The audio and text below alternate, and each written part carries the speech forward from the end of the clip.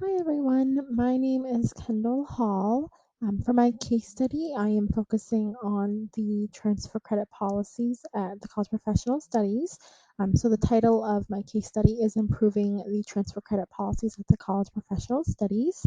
So I began working at the College of Professional Studies a little over 3 years ago. I first started as a part-time employee as a learner services assistant. That role no longer exists, so I transitioned into a learner service representative. So my team, we are a general advising team or tier one advising. We assist with general registration, general advising for students all the way from undergrad to doctoral.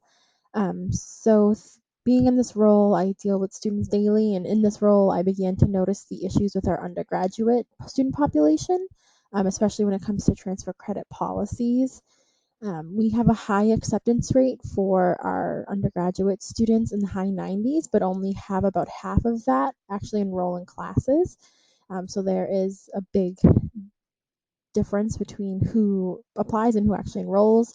And there could be a lot of issues that aren't talked about in the case study, like course offerings, orientation programs, or just life circumstances and students can't start.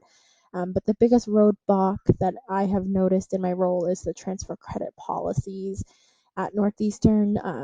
Frankly, they're a little disorganized, they're slow, and their policies are just too rigid. So that is what my problem of practice statement is.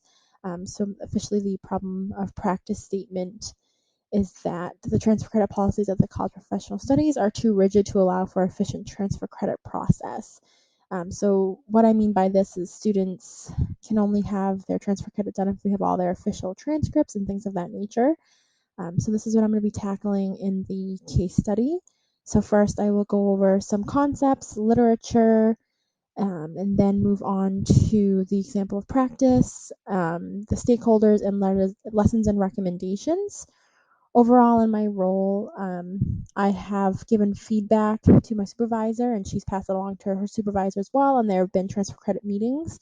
In my role, it's entry level, so I'm not as involved as I would like to be. But I hope this case study, along with the feedback I provide to my manager, can create change for the College of Professional Studies.